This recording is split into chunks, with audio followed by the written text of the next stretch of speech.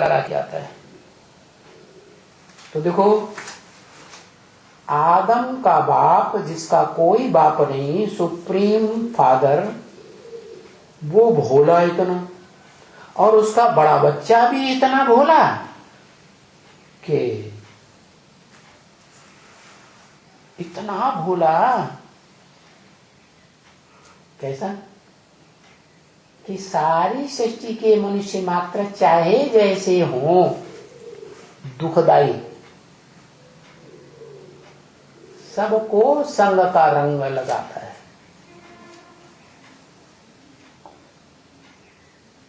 भ्रष्ट इंद्रियों से नहीं तो ज्ञान इंद्रियों से, ज्ञान इंद्रियों से नहीं तो ज्ञान इंद्रियों में वाचा भी है, वाचा का भी संग लगता है, आंखें भी हैं, दृष्टि से सृष्टि सुधरती है, संग का रंग तो लगता है ना। और इंद्रियां भी ना हो, इंद्रियों को 10 को कंट्रोल करने वाला मन भी ना हो, या मन कंट्रोल में हो पूरा बुद्धि के, बुद्धि को आत्मा कहा जाता है ना, समझ, तो वो वाइब्रेशन के आधार पर सारी सृष्टि में वाइब्रेशन फैलाता है और सबका संग के रंग से कल्याण करता है। बाप समान भोला हो गया ना, तो नाम आया भोलेनाथ से निराला कोई और नहीं। अब निराला कहें, किससे निराला? दूसरों के मुकाबले निराला। अंग्रेजी में भी कोई शब्द होगा, पेक्यूलियर, जिसके जैसा और कोई न हो, ऐसा। तो वो भोलेनाथ सुप्रीम सोल इस सृष्टि पर आकर के मनुष्य सृष्टि के बीज को आप समान 100% भोला बनाता है, और वो ही भोला क्या, अब शंकर जी का काम खलास हो जाता है। तो देखो कैसी वंडरफुल बात है। शिव है भोला, इस सृष्टि रूपी रंगमंच पर पार्ट बजाने वाली ऐसी सुप्रीम आत्मा, ऐसा भोला कि दुनिया की कितनी भी हिंसक दुखदाई, सारे संसार को दुखी करने वाली आत्माएं क्यों न हो, सबको प्यार देता है।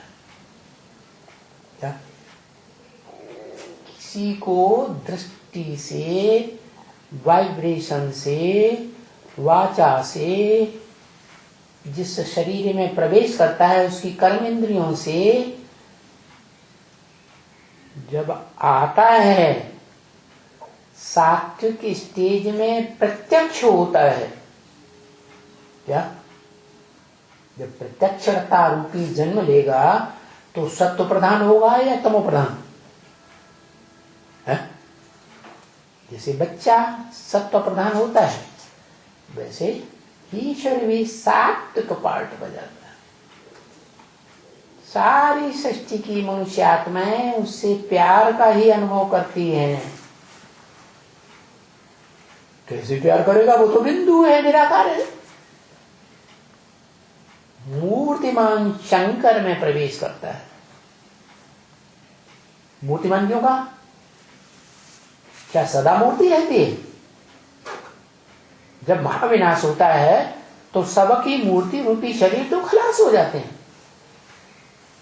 हाँ, एक आत्मा है, आदम, एडम, आदिदेव, जो इस सृष्टि रूपी रंगमंच पर सदैव देह में ही रहता है, लेकिन 2 प्रकार की स्टेज धारण करता है।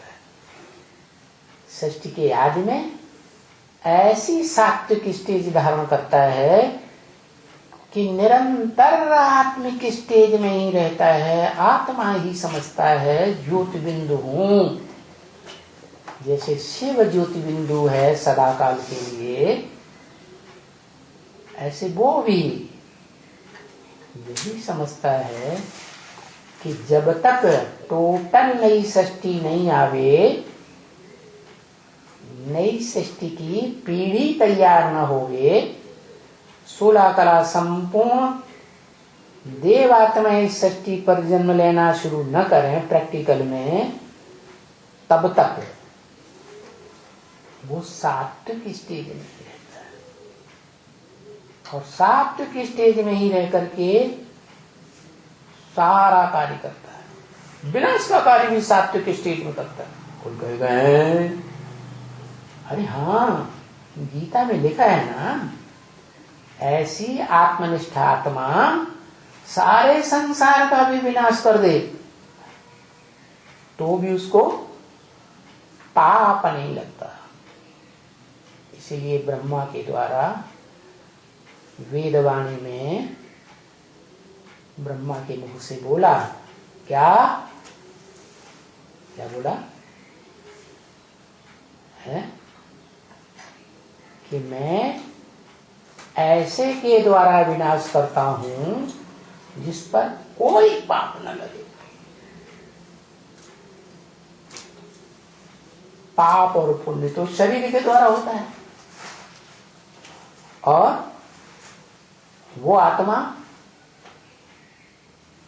क्या, वो तो सदैव आत्मिक स्थिति के पुरुषार्थ में खड़ी रहती है। खड़ी हो जाओ।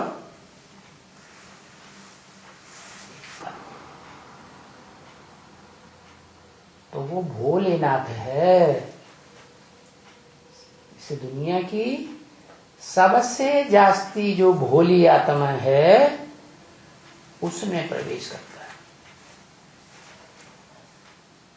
और काम क्या करता है? ऐसे नहीं कि जिसमें प्रवेश करता है उसका पहले कल्याण करता है, उनको उसको ही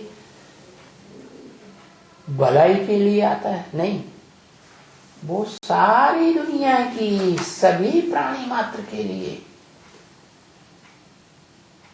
भलाई का भाव रखता है, कल्याणकारी। इसलिए षष्ठी रूपी रंगमंच पर पार्ट बजाने वाली जो भी आत्माएं हैं उनके बीच में वो एक ही आत्मा है, सुप्रीम सोल शिव, जो सदा कल्याणकारी। इसलिए उसको कहते हैं सदा शिव। क्या? जिसमें प्रवेश करती है मुकर्रर रूप से, उसकी भ्रुकुटी के बीच में आत्मा की यादगार, जिसमें नेत्र से रोशनी निकलती है, उस आत्मा की, उसकी यादगार नेत्र दिखाते हैं, उसका नाम देते हैं शिव नेत्र, सदा शिव का नेत्र। उसका काम ही ऐसा है सृष्टि पर। जिसमें प्रवेश करता है उसका नाम शंकर। क्या? वो नाम दुनिया में और किसी भी प्राणी मात्र का नहीं होता काम के आधार पर। क्या काम? शंकरोति, शंकर सारे संसार में शांति फैला देता है। अभी कलयुग के अंत में कितनी अशांति बढ़ती जा रही है। कोई भी शहर में चले जाओ, गांव में चले जाओ, कहीं भी चले जाओ, कितना ध्यान मृदंग, चिल्लावा चिल्लेवी। गिरजाघर में चले जाओ, है, मस्जिद में चले जाओ, मुल्ला जी चिल्ला रहे, कहीं भी चले जाओ, आवाज की दुनिया बनी हुई है। वाणी ही वाणी। जो वाणी चलाना बहुत अच्छा जानते हैं उन्हीं का राज्य चलता है। भले मेढकों की वाणी हो, ट्रा ट्रा ट्रा करते रहेंगे, पब्लिक के बीच में बोलते रहेंगे। वो नेतागण जो बड़े बड़े मिनिस्टर, डायरेक्टर और प्रधानमंत्री और राष्ट्रपति बनकर बैठते हैं, बड़े बड़े देश जो महाशक्ति कहे जाते हैं, उनमें भी ऐसे ही बैठे हुए वाणी चलाने वाले। जैसे तुलसीदास ने कहा, क्या पंडित सोई जोई गाल बजा। तेरी भी बात सही। तो तुलसीदास ने तो आज से 400 वर्ष पहले, 500 वर्ष पहले बताया था। तब के मुकाबले अब की दुनिया तो और ही ज्यादा शोरगुल वाली हो गई, अशांति फैलाने वाली हो गई। तो ऐसी अशांत दुनिया में जिस मनुष्य तन में आता है उसको किस लिए आता है, उसको क्या लक्ष्य देने के लिए आता है? उसका नाम जैसा काम नाम देता है शंकर। जो नाम किसी प्राणी मात्र का इस दुनिया में नहीं होता। एक ही पार्टधारी आत्मा है सृष्टि रूपी रंगमंच पर, जिसका नाम शंकर विख्यात होता है, खासकर भारत में। और काम भी वैसा ही करता है। उसका प्रोमिनेंट मुख्य काम है क्या? सारे संसार में शांति पैदा, कोई आवाज नहीं, क्या निर्वाण धाम जैसा बन जाता है। जो ब्रह्म वाक्य ब्रह्मा के मुख से मुरली में बोला है, तुम बच्चे नंबरवार इस सृष्टि में शांति धाम को उतार लेंगे।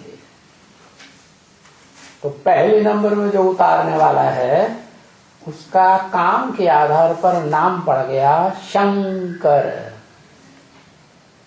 क्या? और एक टाइटल लगा हुआ है, हर हर बम बम। इसका मतलब है कि वो सारे संसार के मनुष्य मात्र के या प्राणी मात्र के पापों का हरण करने वाला है।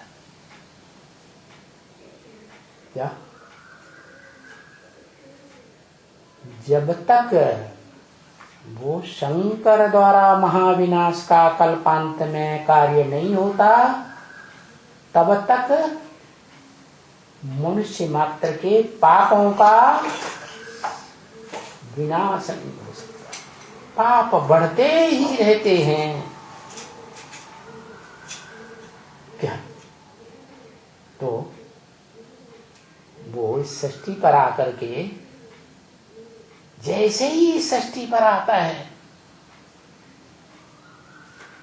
वैसे ही पहला काम ये कराता है। क्या? बम बम।